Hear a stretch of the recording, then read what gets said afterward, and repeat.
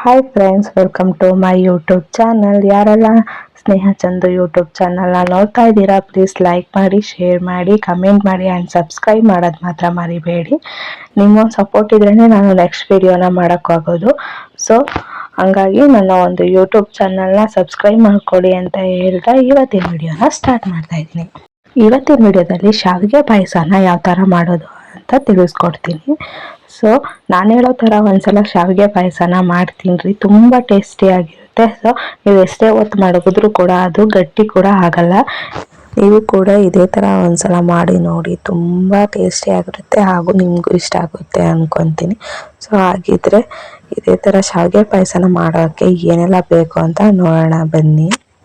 ಮೊದಲಿಗೆ ನಾನು 1 ಲೀಟರ್ ಹಾಲು ತಗೊಂಡಿದ್ದೀನಿ. ಹಾಗೆ ಶಾವಿಗೆ, ಗೋಡಂಬಿ, ದ್ರಾಕ್ಷಿ, ಏಲಕ್ಕಿ, ತುಪ್ಪ ಹಾಗೂ ಸಕ್ಕರೆನ ತಗೊಂಡಿದ್ದೀನಿ. ಮೊದಲಿಗೆ ಒಂದು ಕಡೆ ನಾನು ಹಾಲನ್ನ ಕಾಯಕ್ಕೆ ಇಟ್ಟಿದ್ದೀನಿ. ಸೊ ಇನ್ನೊಂದು ಕಡೆ ನಾನು ತುಪ್ಪನ ಕಾಯಿಸ್ಕೊತಿದ್ದೀನಿ. ಸೊ ಕಾದಿರೋ ತುಪ್ಪಕ್ಕೆ ನಾನು ಏಲಕ್ಕಿ, ದ್ರಾಕ್ಷಿ, ಗೋಡಂಬಿನ ಹಾಕಿ ಫ್ರೈ ಮಾಡ್ಕೊತಿದ್ದೀನಿ. ಚೆನ್ನಾಗಿ ಫ್ರೈ ಮಾಡ್ಕೊಬೇಕು.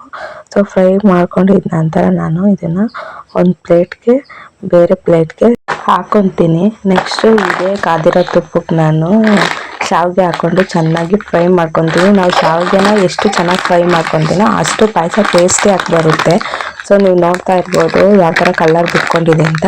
ಈ ಥರ ಚೆನ್ನಾಗಿ ಹುರ್ಕೊಬೇಕು. ನೆಕ್ಸ್ಟ್ ಈ ಕಡೆ ಹಾಲು ಕಾದಿದೆ. ಸೊ ಆ ಕಾದಿರೋ ಹಾಲಿಗೆ ನಾನು ಒಂದು 2.5 ಕಪ್ಪಷ್ಟು ಸಕ್ಕರೆನ ಹಾಕ್ಕೊತಿದ್ದೀನಿ. ನೀವು ಎಷ್ಟು ಕ್ವಾಂಟಿಟಿ ಮಾಡ್ಕೊತೀರೋ ಅಷ್ಟು ಸಕ್ಕರೆನ ಸೇರಿಸ್ಕೊಳ್ಳಿ. ನೆಕ್ಸ್ಟ್ ಚೆನ್ನಾಗಿ ಕುದಿಸ್ಕೊಬೇಕು ಸಕ್ಕರೆ ಹಾಕಿ. ಆಮೇಲೆ ಕುದೀತಿರೋ ಹಾಲಿಗೆ ನಾನು ಒಂದು 3-4 ಏಲಕ್ಕಿನ ಕುಟ್ಟಿ ಪುಡಿ ಮಾಡ್ಕೊಂಡು ಅದನ್ನು ಹಾಕ್ಕೊತೀನಿ. ನೆಕ್ಸ್ಟು ಗೋಡಂಬಿ, ದ್ರಾಕ್ಷಿ ಹಾಕ್ಕೊತೀನಿ. ಗೋಡಂಬಿ, ದ್ರಾಕ್ಷಿ ಹಾಕ್ಕೊಂಡು ಚೆನ್ನಾಗಿ ಸ್ವಲ್ಪ ಕುದಿಸ್ಕೊತೀನಿ. ಸೊ ಇದೇ ಥರ ಕುದೀತಾ ಇರಬೇಕು. ಕುದೀತಿರೋ ಹಾಲಿಗೆ ನಾನು ಹುರಿದಿಟ್ಕೊಂಡಿರೋಂಥ ಶಾವಿಗೆ ಕೂಡ ಹಾಕ್ಕೊಂಡು ಚೆನ್ನಾಗಿ ಮಿಕ್ಸ್ ಮಾಡ್ತೀನಿ. ಸೊ ಯಾಕಂದರೆ ಗಟ್ಟಿ ಆಗಬಾರ್ದು, ಗಂಟು ಆಗ್ಬಿಡುತ್ತೆ ಹಾಕಿದ ತಕ್ಷಣ, ಯಾಕಂದರೆ ಅದು ಬಿಸಿ ಇರುತ್ತಲ್ವ. ಹಾಗಾಗಿ ಸೊ ಚೆನ್ನಾಗಿ ನಾನು ಇದನ್ನು ತಿರ್ಗಿಸ್ಕೊಂಡು ಚೆನ್ನಾಗಿ ಕುದಿಸ್ಕೊತೀನಿ. ಸೊ ಯಾಕಂದರೆ ಶಾವಿಗೆ ಹಾಲಲ್ಲಿ ಬೇಯಬೇಕು. ಸೊ ಈಗ ಬೇಯ್ತಾ ಅದು ಸ್ವಲ್ಪ ಗಟ್ಟಿ ಆಗುತ್ತೆ. ಸೊ ನೋಡ್ತಾ ಇರ್ಬೋದು ನೀವು. ಸೊ ಈಗ ಅದನ್ನು ಶಾವಿಗೆ ಬೆಂದಿದೆಯಾ ಅಂತ ನೋಡಾದ್ಮೇಲೆ ಬೆಂದಿದೆಯಾ ಇಲ್ಲವೋ ಅಂತ ಆಲ್ಮೋಸ್ಟ್ ಎಲ್ರಿಗೂ ಗೊತ್ತಾಗುತ್ತೆ. ಸೊ ಬೆಂದಿದ್ದಾದಮೇಲೆ ನಾನು ಗ್ಯಾಸ್ನ ಆಫ್ ಮಾಡಿಕೊಂಡು ಇದನ್ನು ಒಂದು ಪ್ಲೇಟಿಂದ ಮುಚ್ಚಿಬಿಡ್ತೀನಿ. ಒಂದು 5 ಮಿನಿಟ್ಸ್ ಬಿಟ್ಬಿಡ್ತೀನಿ.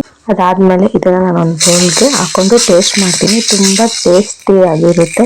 ನೀವು ಕೂಡ ಒಂದ್ಸಲ ಇದೇ ಥರ ಮಾಡಿ ನೋಡಿ, ನಿಮಗೂ ಇಷ್ಟ ಆಗುತ್ತೆ.